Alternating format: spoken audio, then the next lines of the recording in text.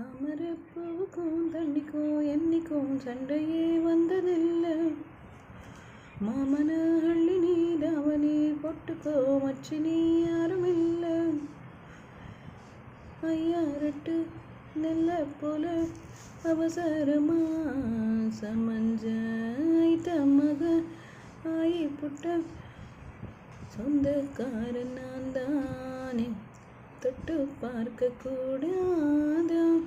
கண்ணம் தொடும் கை ரெண்டும் கீழே கொஞ்சம் நீளாத.